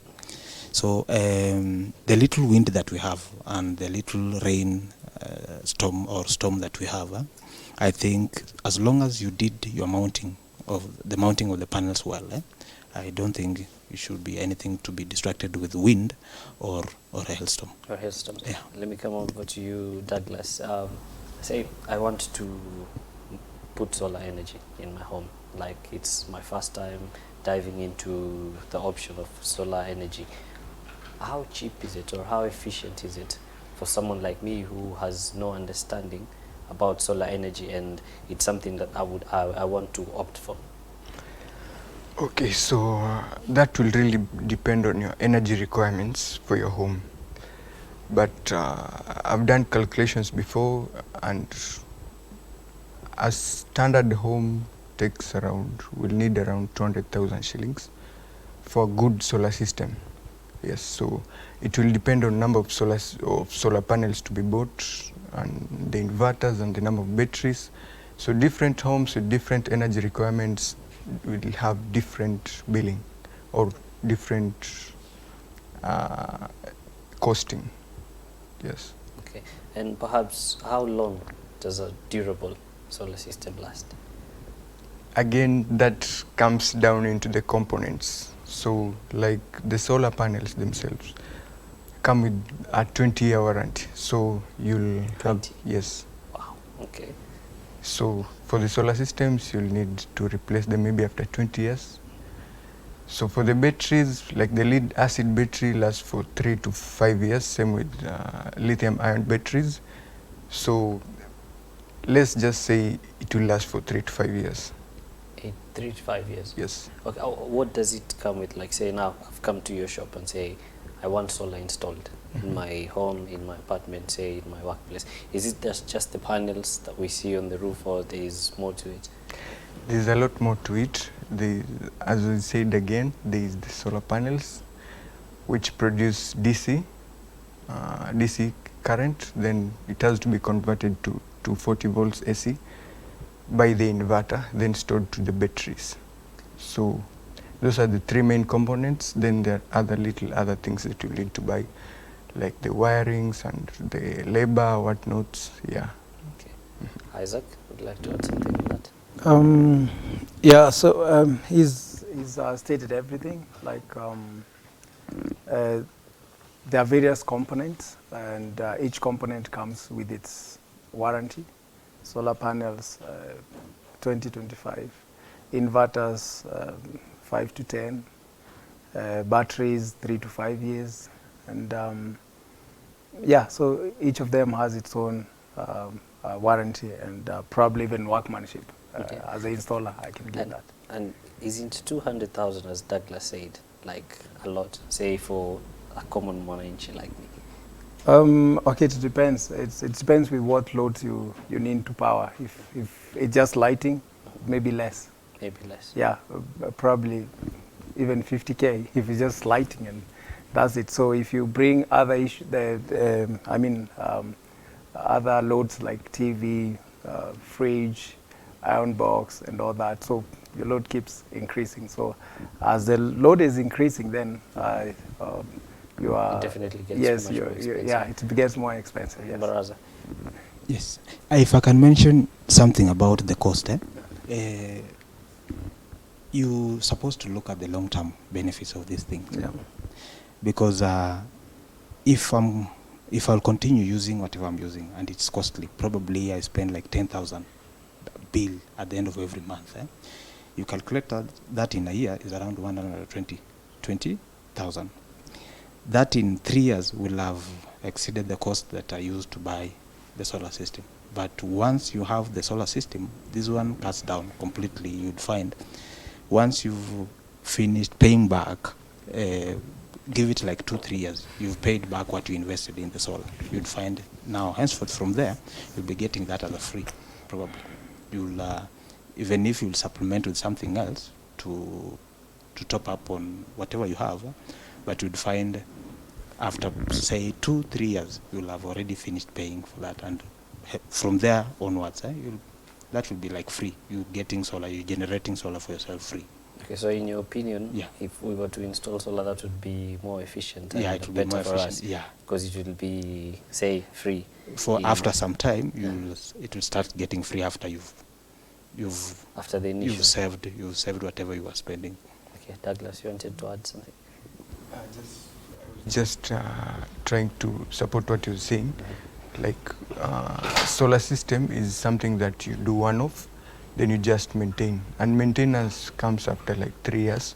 When the first component, the lifespan of the component with the least lifespan ends, that's when you start now maintenance. And it's not very expensive to maintain.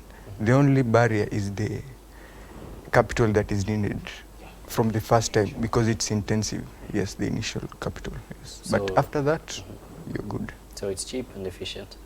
Well, you've heard the man, it is cheap and efficient. On that note, we're going to take another break. But when we come back, we discuss on the safety measures concerning solar energy. And Felix here will be giving us a live demo for us to understand this better. Don't go too far. This is Tech Tuesday.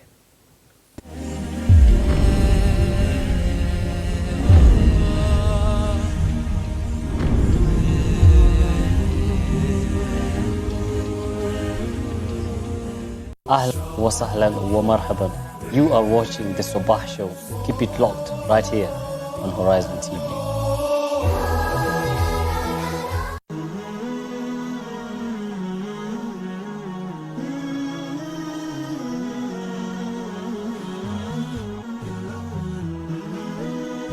Horizon TV, the beacon for the nation. Wake up to exciting mornings every day. Active Jumatatu with Muhammad Obura. Tech Tuesday with Yusuf Farah. 800 million jobs will be lost to artificial intelligence. Wednesday, the special edition Business Chat with Ibtisam Jamal. All about your health on Healthy Thursday with Mariam Mwacharo. Aisha Khan with thorny pertinent issues every Friday on the round table. Fresh discussions, direct probe in Sabah Show, only on Horizon TV. Assalamu alaikum wa rahmatullahi wa barakatuh. Chilea utapata mwana si wako. Kwa majina ni Muhammad Obura na hii ni Sabah Show. Assalamu alaikum. Kwa jina nilobarikiwa nalo ni Ibtisam Jamal. Ungana nami katika Sabah Show, only on Horizon TV. Bismillahirrahmanirrahim. Amani juu yako mtazamaji. Wanakwetu wanatambua kama Mariam Mwacharo. Unatizama The Sabah Show. Assalamu alaikum. Let's brighten up your morning. I am Aisha Khan and you're watching The Sabah Show, only on Horizon TV.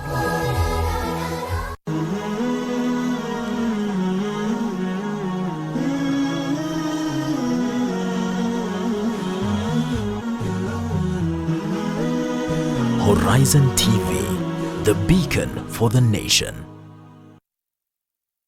On the next episode, a house wherein Surah Al-Baqarah is recited, لا يدخله الشيطان. Shaitan will never enter that house. So if you recite Surah Al-Baqarah in a house, in your home, you are protecting yourself from Satan, from Shaitan.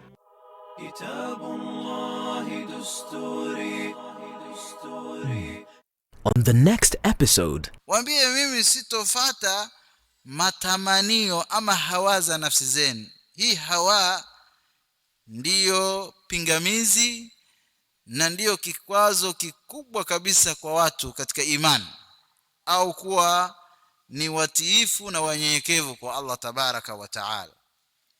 Miongoni mwa itba'ul hawa ni fi'lul muharram, ni mtu kufanya yale ambayo yaliyoharamishwa. Ukijaribu kuangalia baina alhalali wal haram, dairatul halali awsa.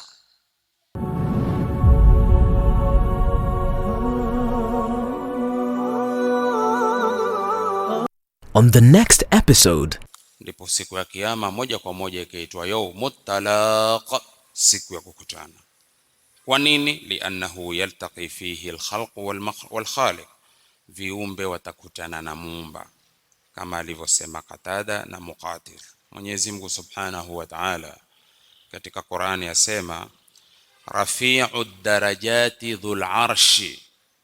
Rafi'ud darajat, yeye ndiye mwenye vyeo vya juu kabisa, tena mwenye izi. Yulqi ruha min amrihi ala man yasha'u min ibadihi, hupeleka wahi wa amri yake kwa amtakaye katika waja wake. Liyundhira yawmat talaq, ili aonye siku ya kukutana naye.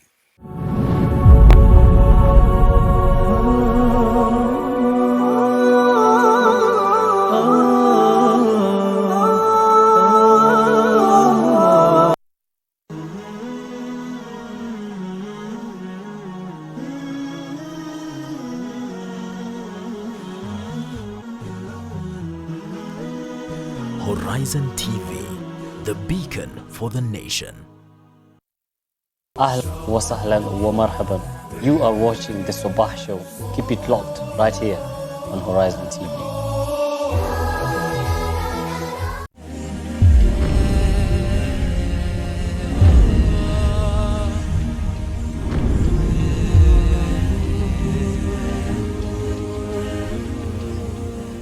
Ahlan wa sahlan wa marhaban. Welcome to the last segment of Tech Tuesday. And before we went on the break, I promised a live demonstration of how this, for us to understand better what Isaac was saying, because his technical terms were just very big. So Baraza here will be giving us a tour of how solar panels work and basically what this is for the person at home. Hi, Felix. Oh, okay, thank you. Yeah, from what we explained, yes. More of these is determined. First of all, you do the sizing. Okay. After you've done the sizing is when you determine the number of panels that you require for your home. Okay. The size of the inverter that you require to supplement or take care or hold all the whatever, if it's an office or a home, take all the appliances in your home. Okay. And then lastly, for some cases, you'd require, there are cases which will require batteries. Okay. There are places where you'd find they only use power during the day, so probably they won't need that. Okay. And there are places where, the same way you mentioned, you will only be using the power from the solar to supplement the other system. So if I can explain, yes. Normally this is what you put on the roof. This is where, like, the source of everything, the Okay. panels. So this is the this is panel. what capture, yeah, the panel. I just used a small kit so that for explanation. Yeah. So once you get power from that, it's normally sent to this part. This is it's called a controller charger. Sorry? A controller charger. Controller charger. Yeah. Okay. So this is what charges the battery. Okay. Whoever manufactured this, they normally, okay, it's supposed to be 12 volts, but they normally produce with the panels normally produce more than 12 volts. And if you subject this direct to the batteries, it will damage the battery. Okay. So you need something to regulate the way the batteries are charged. Yeah, so that's why we normally have the controllers to control the charging of the batteries. Okay. So this one will come next. If we can put this one here, then once the power gets to from the panel to the charger controller, what comes number 3 is the battery. The batteries. Okay. So all the way from the panel to this level, the power is in DC. Maybe I can hold the battery for people at home to see. Yeah, but that is just a small size. Yes. Depending on the bigger size of your home, for Okay. example, your home, you would find you will have a very big battery, for depending on the size. Can I use this for my home? It all depends with what you want to power. If it's only your watch, or say charging your phone, or charging your phone, that could do. Okay. What is best suited for such a battery? This is 12 volts. Okay, you could use this for lighter things like an alarm system, small size alarm system, say backup lighting. You see, I think you know those very small lights where you'd want probably just to light around your table or something like that. Right. But it's a very small battery. All right, let's move on to the elephant in the room. Yeah. So once power all the way, power from the panel to the controller, charger to the battery, the power is in form of DC, direct current. Direct current. Yeah. Okay. Yeah. So from there, your appliances you'd find in our home do not use. I would wish this one to be here. Okay. Because I'm using that way. You'd find your appliances are using AC. Okay. Say your TV is not a DC TV, it's an AC TV. So you need to convert the power from DC to AC, and that's where the controller now comes in. Sorry, yeah. Okay. That is when that one comes in. Sorry if I've gone out of. This is the converter. Yeah. Now that is what the inverter. This is what converts power to takes power and converts to a format that your appliances in your house can use. Okay, and you say something about converting from AC to DC. Yeah. Perhaps what is that exactly? Electricity is normally in. Okay, we do have appliances that use DC, like DC. Okay, DC is direct current, and AC is alternating current. Okay. It's a little bit of technical. The supply of electricity that we use in the country normally alternates like negative, positive, negative, positive. Very frequently within a span of very small time. So you'd find like 50 times in a per second. Yeah. Okay. So that is what most appliances use. That's why there are lights that when you plug into a socket, okay, back in the days, you light a bulb when you put one side on a positive terminal and on a negative terminal it will light, but when you exchange it will not light. Okay. That's, for example, that is a DC light. But for most appliances, you'd find if you do that or you invert the negative to positive or vice versa, it will be able to light. Okay. That one is an AC gadget. All right. So this one, it's simply meant to, most appliances uses AC. So this one converts whatever has come in as DC to AC so that your appliances could use. Okay. Yeah. So it comes from all the way from the panel to the controller charger, yes, which charges the battery. Yes. That's still DC. Then from the DC it is converted. Yeah. And then we have electricity. And then you have electricity to your TV and the lighting. Yes. So in some occasions, you'd find you don't have these. And when you don't have that, then you will not require that. Or if you don't have the battery, you don't need the... Yeah, for the case like what they've done at Two Rivers and the other case at Kapawe, and even here. Okay. In this case, you have a very special kind of inverter that can work with the other sources of power, like generator and the normal grid. Can I? Yeah, kindly. So we do have special type of inverters in the sense that they are called grid inverters. With these inverters, they are able to be connected direct to your appliances, which means if you have very heavy load that cannot be stored or cannot get power from the battery, you can use that during the day, active hours, when probably you're in office or something like that. Okay. So that could give you power directly to power your computers and everything. Then after during the day, and at least that will cut down what you've been consuming from other sources of power. Okay, so in the absence of these two, this still works? Yeah, but for small, like domestic cases, you'll need that for night, where operation goes on to the night. This one is very key. You must have the batteries.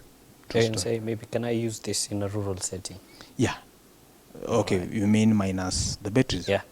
If your operation are strictly during the day and you're very certain there's no day that will go by without having the sun, you can use that. But if the other days where you don't have, there will be completely no sun, or the other time when you will be required to work at night, you will require the batteries. You require the Yeah, but if your operation are during the day and you're certain you'll have the sun, you can just use that and that directly. All right, Felix, thank you very much for the explanation. You Yes. can have a seat. I definitely feel like now we understand like how the machine works, from the panel to the battery all the way to the converter. Now, let us move on to a question that someone at home might ask after seeing all of this. Just how safe is this. Say, for example, I'm a family man and I have kids at home and I have such appliance. I understand this one is put in the roof. I don't know about the rest, but is it safe to use? Okay, the same. I would talk about the normal electricity from cables. It's not safe. So you're supposed to be very careful. Have the right advice of, okay, a combination of your suggestion and the engineer of where to keep all this. Okay. Because electricity, even from the word go, electricity is dangerous. Yeah, you're not just supposed to be a place where you'll throw an object on a gadget that is handling electricity or something like that. So professional advice, these ones are normally supposed to be properly mounted on the roof, the panels. Then for those ones, you need to get like a cage or a grill or something where children won't go. It's not even just children. We have people in the house which those people who don't know exactly the problem that this one could cause. So to protect them, just put them, let this one be caged somewhere. You can have something like under the stairs or where the main switch is outside or something like that. All right. Where it's very safe, yeah. Isaac, why solar energy and not other sources? Why solar energy? Because I think most of us here have had experience where someone taps probably water to generate electricity or to do something else, and people downstream start complaining, no, you're using water there and we don't have any water downstream here. So it's not the case with the sun. No one will complain you're using too much of the sun. So it's meaning it's a future. Everyone has a chance, everyone has it. So it's a future, and solar panels, inverters, everything, the prices are coming low, while the prices of, say, fuel and all that, they are rising. So solar is the way to go. Okay. Yeah. Douglas? Yeah, he mentioned about water. I'll talk about it briefly, but before that, let's solar, because solar is free. The energy from the sun is limitless. It's unlimited, and it's always there. So why not tap it? Why not make use of it? Because it's free. So that's why we should use solar. And maybe if I could just mention, there's a system called Turbulent. Maybe you can go and search about it, but it's a small hydroelectric plant, very small, like this table. You put it on a river, and then it can produce up to electricity enough to power up to 18 homes. Yeah, and it's really efficient. I really liked how it works. So, yeah, maybe. Okay. Let's get parting shots from each one of you. Let's start with you, Felix. Yes. Now, my advice, I will advise viewers, and the life, as he mentioned, you should not go the period is started. Let's talk of 10 years to be on the average. But if you started suffering from the first year, you installed your gadget, say, in January, and June you're already complaining, or before the end of the year, you didn't install the right, or you had the right system, but it was installed wrongly. So my advice would be, get the right before you get into this. Get the professionals. Let them advise you. Okay. Get all the information before you decide to go solar. Okay. It will help you. Okay. We are saving our environment. Solar is one of the cleanest forms of energy. Let's go green. Okay. And let's use the experts. Make sure you get warranties when you are installing. Yeah. Okay. Douglas. So, solar energy is just another way in which you can ensure that you have reliable energy to your home. So I think if you have enough capital to invest in such, just go right ahead and invest. It will provide you with peace of mind when it comes to electricity. It will provide you with peace of mind? Yes. All right, so on that note of providing us with peace of mind, we have come to the end of Tech Tuesday, and I am sure for the viewer at home, after this explanation and this demonstration, they understand, and if solar is the way to go, then definitely we will go after such an understanding. So thank you very much, Felix, thank you very much, Aigatak, and thank you very much to you, Douglas. Now, the sun really is just a big source of energy for all of us, and if we put it into the right use as far as technology and solar is concerned, then we are looking at a bright future, not just for us, but for the future generation as well. On that note, we have come to the end of the Sabah Show today, but tomorrow my colleague Ibtisam Jamal will be in studio with Business Chat. Stay tuned for that. But from the Horizon TV family, from my producer Isam Tama, her assistant Saida, the technical crew, my soundman Otoyo, and myself, Yusuf Farah, as always we say, it's not goodbye, it is till we meet again.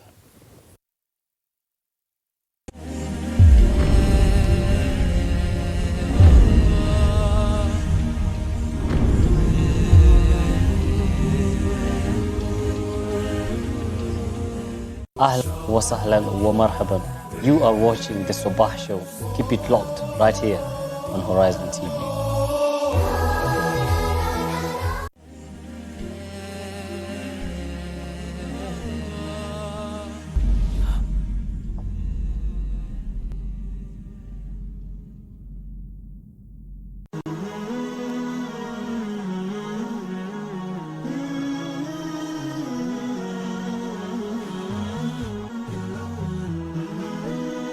Horizon TV, the beacon for the nation.